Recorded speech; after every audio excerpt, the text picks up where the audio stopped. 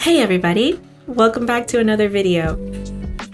I have learned a lot on this YouTube journey and I've gotten a lot better at crafting. I've got new skills and a lot of new tools.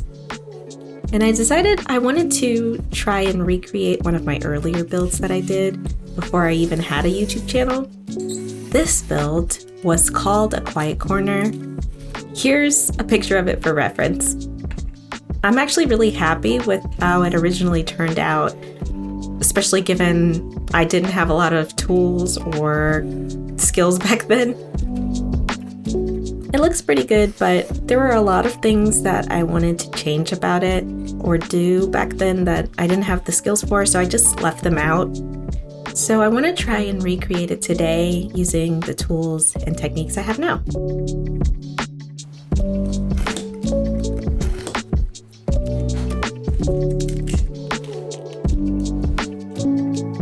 So starting out, everything is different because I have a pattern this time. I never had those in the beginning. I was just figuring everything out as I went along. So now that I have a pattern, it's a lot easier to create the walls and to keep everything in scale. And these patterns are also actually available on my Patreon if you're a member. Whenever I make patterns for the channel, I post them on there for you guys. I'm using some craft wood for the planks for the walls, and I'm using coffee stirrers for the floors.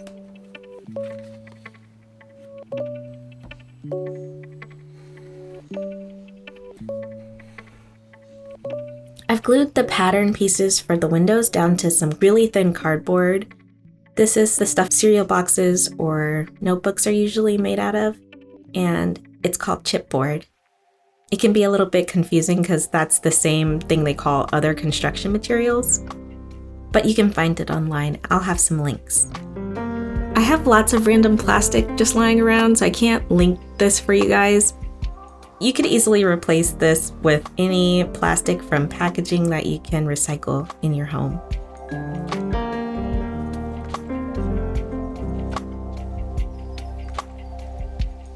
So I kind of forgot that this isn't going to be a whole room box and it's just going to be a scene. So this doesn't need to be a working window.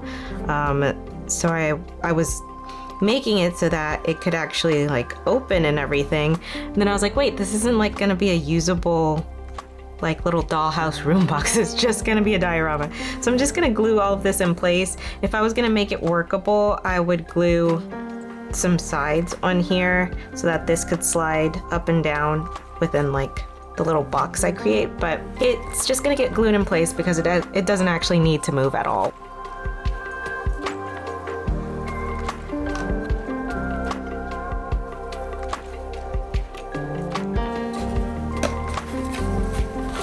And that's gonna go in here.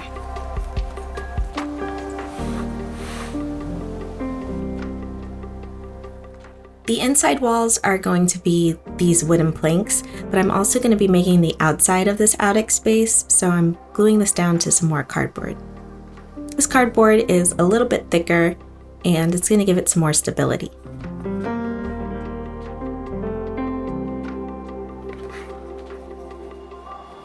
Here I got a little bit confused by my pattern, and I think I added some extra room that didn't need to be there when I created it in Photoshop. So now I'm lining everything up and trimming off the edges. I'll have to go back to the original pattern and fix that. I didn't allow space for where everything was going to glue together. I'm also adding a 45-degree slant to this edge that's going to meet the back wall, and that's going to help it to join together better. And I'm gluing everything with some white glue. And since I made those adjustments, I also had to adjust the shelves that go inside because they didn't fit anymore. But I think everything else looks good.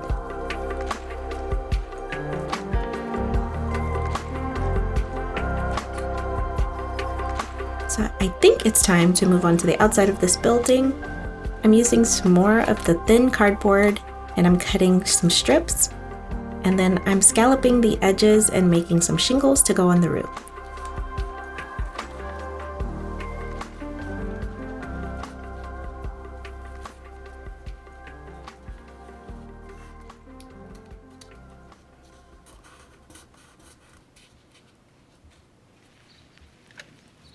So now I'm moving on to painting everything and starting with the window.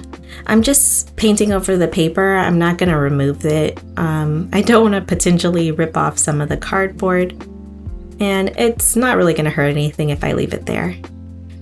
Then I'm painting the outside walls with some white acrylic paint.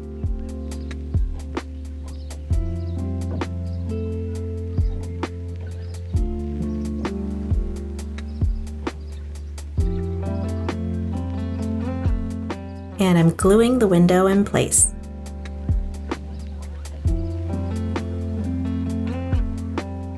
There was a tiny gap that I tried to fill with paint on the side of the window here. The paint definitely didn't fill that gap at all, but it doesn't really look too bad with the gap there, so I'm just gonna ignore it and move on because I don't want to get stuck on this. I'm painting the roof with brown acrylic paint, and I'm trying to make sure I get it underneath all of these shingles so that none of the cardboard stays visible and stands out.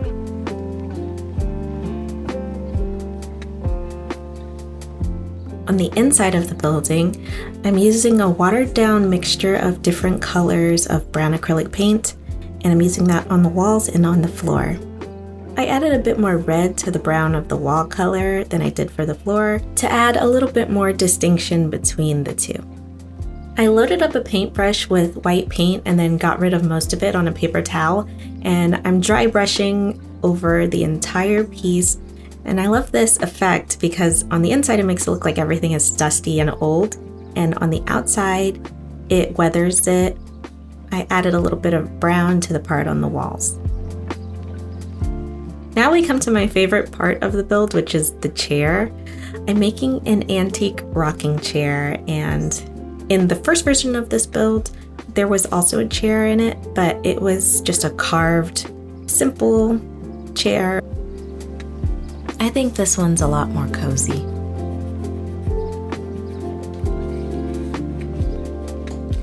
One of the tools that I didn't have back when I first started my channel was this 3D pen. These can be a little bit gimmicky, but I've been finding a lot of uses for this one.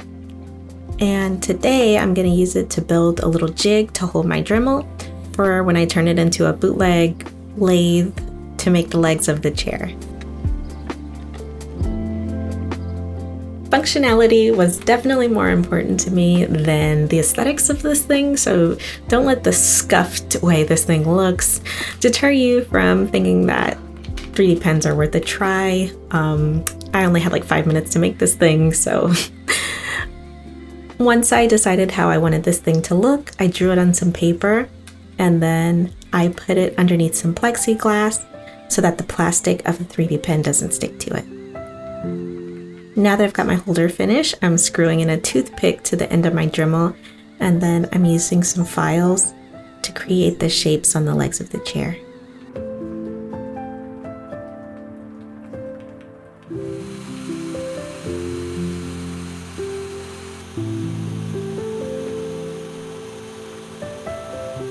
Let's test out a new product that I got sent by Let's Resin. I love this company. I use their UV resin like in almost every build, and they so kindly sent this to me to try out. But I think it's gonna be perfect for this little chair because I was sitting here like trying to figure out how I was gonna glue the pieces on. I'm gonna use these metal wires to be the spokes that go into the back of the chair and the arms of the chair. I didn't feel like super glue was gonna be strong enough. So I was like trying to figure out how I was gonna make the super glue stronger and all this stuff. And then I remembered that I just got this kit for bonding.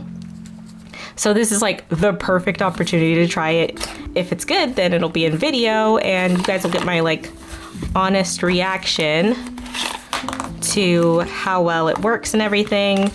So the first thing that I see initially that I like about this, by the way, this is like my real-time reaction because I just opened this box, is that it comes with a thing to cure the UV like bonding. I think it's like UV resin, but it's just specifically for bonding things together. But it comes with a light. Yeah. It comes with a light already. I had pulled out my little like UV flashlight that I have that I got from somewhere else, but I like that they sent one of these in case I didn't have it.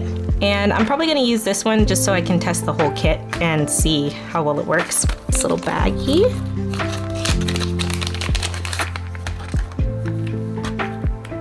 Of UV resin. And a little top. This twists off.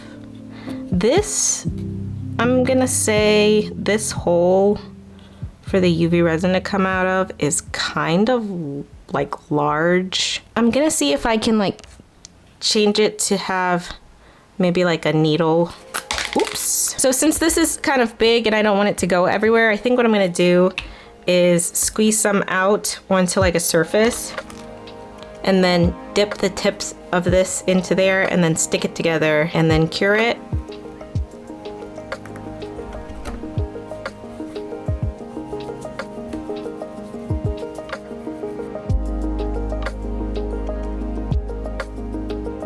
So I'm using the pattern I created as a guide for where to drill the tiny holes, and this is going to help me to bond these pieces together.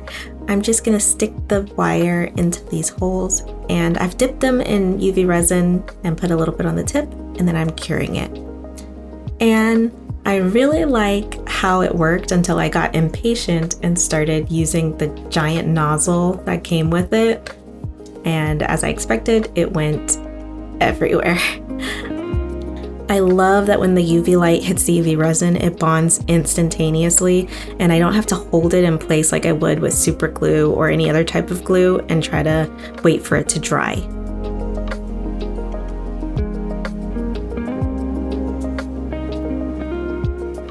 Now I'm going to sculpt a little person. I attempted to sculpt a person earlier to sit in the chair, but they were unfortunately the wrong size. It's a little bit tricky to do scale on human beings because 1 or 2 inches height difference or the width of their muscles can make them look super out of proportion. But once I had created the first person, I could kind of see how I went and made it a little too big in certain ways. So I'm creating another armature that's slightly bigger to help me with the scaling. That way the arms and legs aren't too thin from the beginning.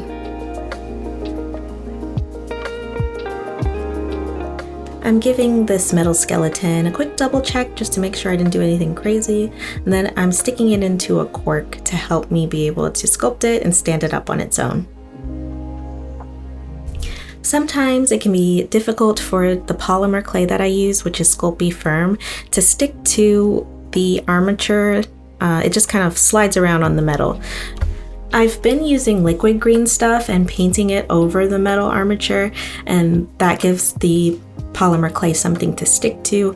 But today I decided to try regular green stuff, which is a 2-part mixable medium that once you mix it together, you have a certain window of time to work with, and then it becomes rock hard. And while it's a little bit wet, I was able to kind of pose this person, and then once it's dry, it'll be easier for me to use polymer clay over. I'm trying to keep testing and make sure that this guy fits in here and make sure that the pose is gonna look right. Once I have the pose and everything down, it's time to start adding the clay. Even though the type of clay that I'm using is Sculpting Firm, I am making it less firm by mixing in some liquid Sculpey until it's extremely soft. And I haven't found another clay that is immediately like this right out of the packaging, so I'm just continuing to do this because this is the best way that works for me. Now I'm adding on little bits of clay and bulking out the body. I always struggle with getting the head right, and especially with this person leaning on their arm, I wanted to try and make sure that their cheek had the right squish to it. Now I'm going over and smoothing everything out with some twisted up wire and getting rid of as many lumps as I can. and then I'm using a paintbrush over the top to do some more smoothing. I need everything to be somewhat smooth before I start going in with the details of the pants and the shirt and adding in all of the wrinkles.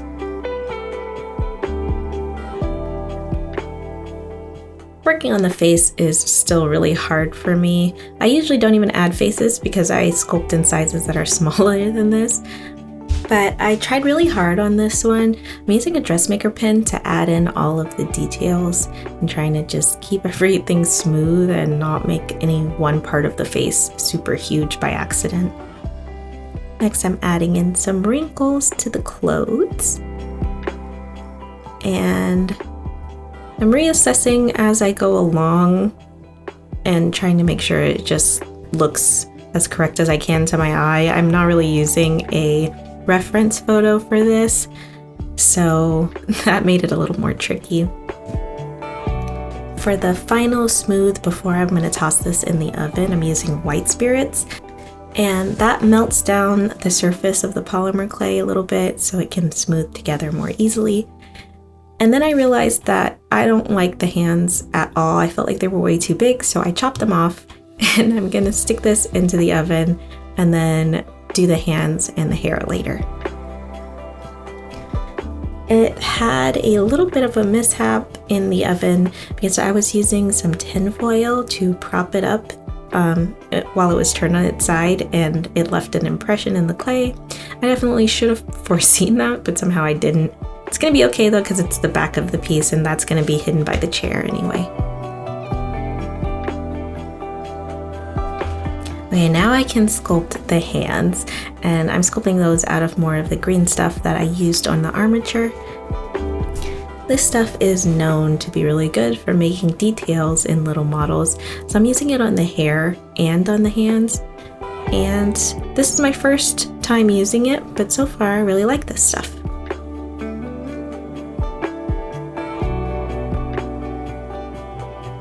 Now that it looks mostly done, I'm just going to pop it back into the cork and spray it with a spray primer that I bought. And then I'm going to use these model color acrylic paints by Vallejo to paint the model. These are paints that are specifically made for painting miniatures and models, and they're a lot brighter and thinner than the paint that I'm used to working with, and I really like them. This is only my second time trying out these paints, and this is interesting because the first time I tried them, I was painting over resin, and painting over polymer clay definitely has a different finish when you're done painting them and they dry, and it's kind of more like chalky, I guess. But I definitely love how vibrant they are, and they're much more saturated than the other paints that I've tried. Okay. She's all ready to go. I could spend a lot of time doing more detail with the paint, but we have to move on. Remember that cardboard we used earlier for the walls? Well, we're using it again. I'm slicing it up into rectangles to make books. I cut out some strips and then chopped them down into individual book sizes, and now I'm painting them. There's also probably a more convenient way to paint these, but I was just listening to my audiobook and zoning out and not really thinking about it. I think I'd probably stick them all into a cup and throw paint in there and just shake them around if I had to do this over again. Then I painted the edges white to be the pages of the book. I have these pictures that I also included with my patterns. I found all of these in the public domain, and they're pictures of flowers and illustrations from botany books that I've just assembled together. So I'm gluing some books together into stacks and then gluing them down onto the bookshelves. And I'm thinking I might add some to the floor. Not really too worried about where these are gonna go. I just want to fill it up.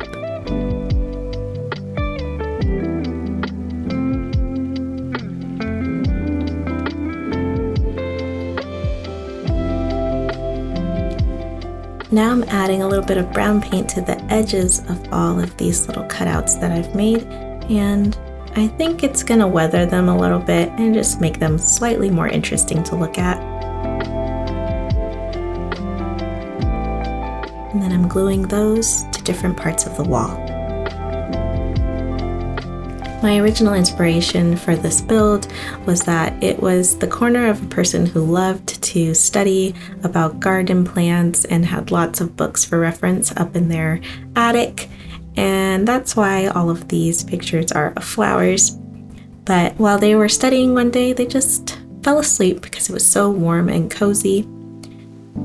And now I'm gluing the sleeping person in place into the chair, and I'm adding a few more books here and there. And I think these are going to be the finishing touches.